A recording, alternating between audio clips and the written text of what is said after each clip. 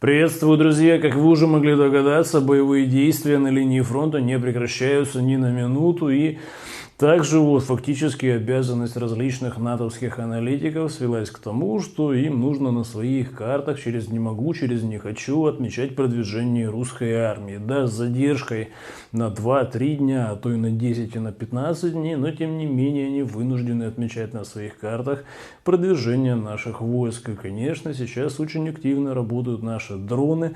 Это залог того, что очень результативно постепенно двигается линия фронта, и сейчас натовскую технику уничтожают там действительно в промышленных масштабах. Параллельно с этим очень активно по всей линии фронта работают ВКС РФ, и даже с борта нашего истребителя зафиксировали пуск, собственно, баллистической ракеты «Искандер-М» по позициям натовских наемников, поэтому интенсивность можно себе представить. Ну и, конечно, очень активно работают дронами «Камикадзе Герань», которые сегодня были замечены очень часто над Киевом. Ну и, естественно, очень много герани прилетело по Белой Церкви. Это, собственно, Киевская область. И там много различных интересных военных объектов натовской ЧВК ВСУ расположено. И, собственно, эти все объекты поражены. И там сейчас бушует очень много различных пожаров. Прилетало, конечно, и по Сумской области, и по Днепропетровской, особенно по Павлограду, потому что это как-никак логистический узел, и через него натовские наемники по железной дороге перебрасывают значительное количество боевой техники и личного состава, поэтому по Павлограду прилетает просто регулярно. Ну а с учетом того, что Сумскую область режимники Зеленского крайне хотят удержать, туда перебрасывают очень много личного состава, и, конечно же, по им местам расположения очень регулярно бьют наши как дроны «Камикадзе Герань», так, естественно, и баллистические ракеты. Ну и полигоны также не исключение. Но оттуда фотографии приходят крайне редко, и обычно это все-таки видео с наших разведывательных дронов. На этом фоне натовская ЧВК ВСУ отвечает в свойственной манере, посылая дроны «Камикадзе» по жилым кварталам, конкретно в данном случае Ростова, потому что этой ночью несколько многоэтажек Ростова подверглись атакам натовских дронов «Камикадзе», и там, собственно, несколько крыш загорелось. Их, конечно же, оперативно, собственно, потушили, но, тем не менее, факт остается фактом. Ну а в Китае после саммита ШОС переговоры Российской Федерации и Китая не прекращаются, и, собственно, Владимир Владимирович с Си Цзиньпинем сегодня обсуждали очень много интереснейших направлений. И, конечно, в первую очередь, с точки зрения даже экономики, это очень серьезная договоренность по газопроводам Сила Сибири, потому что эти газопроводы, собственно, один через Монголию пойдет, другой напрямую в Китай. Вот на этой карте это, собственно, можно заметить. Это очень серьезный рывок вперед, потому что много десятилетий Китай думал в отношении того, насколько он нужен и кто за него в конечном итоге заплатит.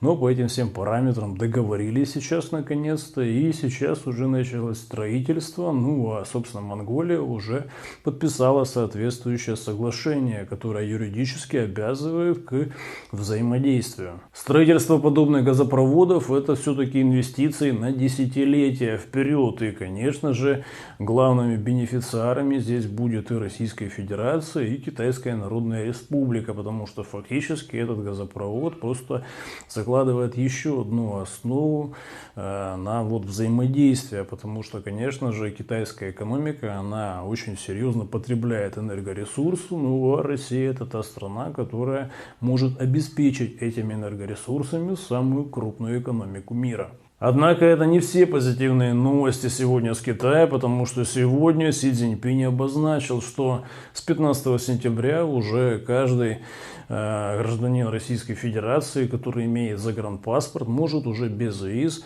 до 30 дней пребывать в Китае. То есть фактически Китай сейчас открывает двери и устраняет различные визовые ограничения, которые были ранее. Поэтому сейчас мы видим, что очевидно Китай очень серьезно повышает уровень взаимодействия с Российской Федерацией. И это, конечно же, очень серьезно облегчит жизнь многим нашим предпринимателям, ну и, и, конечно же, туристам, которые сейчас во многом выбирают приоритетные направления для туризма в те страны, которые все-таки являются союзниками Российской Федерации, а не теми странами, которые сейчас финансируют убийство русских солдат. Это, конечно же, касается и Турции, и стран Евросоюза, и Канаду, и Британию, и Соединенные Штаты Америки. Индийская пресса на этом фоне вообще обозначает уже Си Цзиньпиня, премьер-министра Индии Моди и Владимира Владимировича, как неких супергероев, потому что сейчас эти вот три государства очень серьезных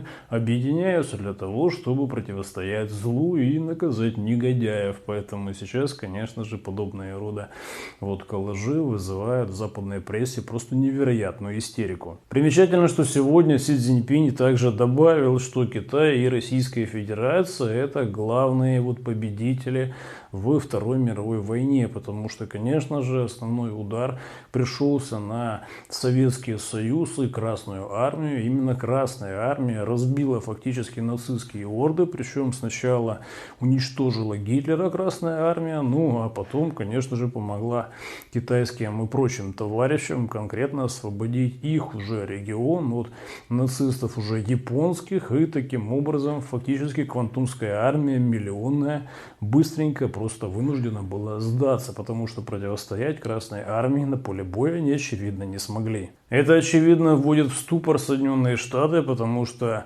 фальсификация истории для них это был некий приоритет. И сейчас, когда вот такая публичная кооперация Индии, Китая и России уже стала явной, вот уже министр финансов в основном опять истерит в отношении того, что все-таки могут еще против России ввести санкции. Хотя по большому счету России уже абсолютно плевать на эти санкции. Но в недорейхе Зеленского сегодня начали избирать меру пресечения конкретно человеку, который ликвидировал нациста Андрея Порубия, бандеровца, который причастен к массовым убийствам в 2014 году на Майдане, к сожжению людей в Одессе и так далее, ну и к многим другим военным преступлениям. Сегодня этого персонажа хоронят во Львове, об этом чуть позже. Ну а собственно того, кто стрелял, полицаи и СБУшники Зеленского нашли, но тем не менее этот человек очень, знаете, четко аргументирует и объясняет, почему, собственно, он ликвидировал Порубія. Давайте послушаем его лично. Чи визнаєте ви свою вину?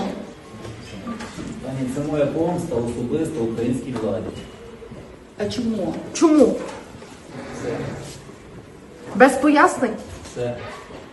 Обратите внимание, мужик четко обозначил о том, что это была месть его конкретно украинской власти. И, конечно, по его лицу можно было понять, что он удовлетворен тем, что у него получилось это сделать. И, естественно, раскаиваться он по этому поводу явно не планирует. И в этом отношении мы видим классический просто случай такого себе народного судоплатова, который фактически, с учетом того, что вот несправедливости уже просто в край много стало, взял оружие в руки и сам начал действовать, ликвидировать фактически вот военных преступников посреди бела дня. И получается, все натовские спецслужбы, все там ЦРУ, МИ-6 и так далее, они заточены на ловлю различных вот агентурных сетей, когда из-за границы что-нибудь пытаются организовать и так далее. Ну и на упреждение, конечно же, вот блокируют все эти действия. Ну а когда вот появляются такие вот одиночки, которые никому ничего не говорят, а просто берут и делают, то, конечно же, защититься от них просто невозможно. И сейчас таких вот идейных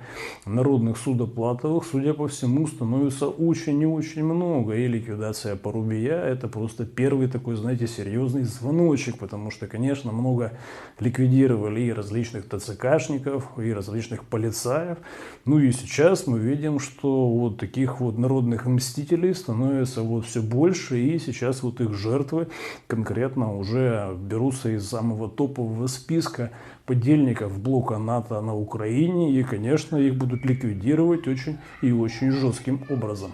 Именно поэтому в полиции Зеленского уже заявили, что нету какого-то серьезного подтверждения того, что ему давали команды российские спецслужбы, потому что, очевидно, мужик действовал сам с идеологических соображений, и это, безусловно, герой, который заслуживает на очень серьезные перспективы в будущем, и я очень надеюсь, что его по обмену так называемому в конечном итоге вот добавят в списки, и таким образом все-таки это очень, знаете, стойковый мужик, который за свои убеждения и за то, чтобы восстановить на своей земле справедливость, совершил поступок, который реально заслуживает уважения, и от которого реально содрогнулись все эти бандеровцы, нацисты в высших эшелонах власти. Обратите внимание, сколько высокопоставленных мразей с Украины Зеленского повылазило на похороны этого порубия во Львове. Тут и Тимошенко, и Яценюк, и Порошенко, и различные Стефанчуки, и прочее, вот эта полунацистская и нацистская нечисть, которая непосредственно причастна к тому, что с 2014 года началась гражданская война, и массовые убийства для них уже, знаете, стали нормой, и они никогда не думали, что обычный народ будет просто так жестко вот включать ответку и ликвидировать самых ярких и одиозных персонажей с этой всей вот преступной шоблы. При этом важно понимать, что, конечно, такие вот народные судоплатовы появятся не только на территории Недорейха Зеленского, потому что, очевидно, очень много людей на Украине сейчас понимают, что главные виновники этого кровопролития и всего этого беспредела, они находятся в Брюсселе, некоторые в Швейцарии, некоторые в Лондоне, некоторые в Вашингтоне. И, собственно, конечно же, по безвизу можно туда съездить. И, естественно, не обязательно вот брать с собой какое-то огнестрельное оружие, потому что, как практика показывает, очень даже может пригодиться и ледоруб, и что-нибудь, что под руки попадется. И, кстати, эта вся история может быть очень высокоэффективной. Ну и, естественно, различные вот главы военных корпораций, различные политики вот блока НАТО, это все те люди, которые в первую очередь виновны в том, что сейчас сотни тысяч погибло наших соотечественников фактически с обеих сторон конфликта, и эта вся история не может остаться без ответа. Но и режим Зеленского от себя делает все возможное, чтобы как можно больше таких вот народных судоплатовых появилось. И вот уже даже повысили в очередной раз чиновникам заработную плату, различных надбавок там их всем организовали для того, чтобы вертикаль управления блока НАТО на оккупированной территории была более устойчивой. И, конечно же, это все также подстегнет к вот справедливости большие массы населения. Зеленский на этом фоне резко начал собирать свою кокаиновую коалицию, которая по недоразумению до сих пор называется коалиция желающих. И все эти желающие, они должны выработать некие гарантии безопасности. Но, полагаю, все-таки закончится это тем, что просто снюхают весь вот белый порошок, который будет в наличии у всех вот этих персонажей, чтобы не было передоза в определенном количестве, и на этом все эти переговоры закончатся, потому что встреч таких было масса, но результаты, как известно, просто ноль. На этом фоне очень поучительная информация приходит с Йемена. Там йеменские хуситы показали вот конкретно каких вот министров и чиновников ликвидировал режим Нетаньяху авиаударами своими. И стоит заметить, что били не по зданиям там министерств или военных ведомств или каких-то военных объектов, а конкретно били по жилым домам, где все эти люди просто жили со своими семьями. Ну и йеменские хуситы, знаете, они привыкли, судя по всему, воевать с учетом вот неких таких правил ведения войны, когда по жилищам, по мирным жителям не бьют. Ну а для режима Нетаньяху бить по мирным жителям это вообще норма, и поэтому в Йемене не ожидали того, что просто режим Нетаньяху будет бить конкретно по местам скопления людей, ну и, конечно, по жилым домам. И, как следствие, вот неожиданный удар просто привел к очень тяжелым последствиям. Так что на этом примере четко видно, что для режима Нетаньяху вообще нету никаких понятий ведения войны и правил, и, собственно, действовать в отношении этих вот маньяков серийных нужно соответствующим образом и бить именно туда, где они, собственно, вот ночуют и где они прохлаждаются днями и ночами. Поэтому сейчас в этом отношении я думаю, что в Йемене сделают соответствующие выводы и сделают корректировку в отношении противостояния Йемена с Израилем. На этом, друзья, у меня все. Выводы, конечно, делайте сами, а также не забывайте подписываться ко мне на телеграм-канал. Там всегда больше интересного, нежели в видеоформате. Ссылка находится по традиции в описании под этим видео. До скорого!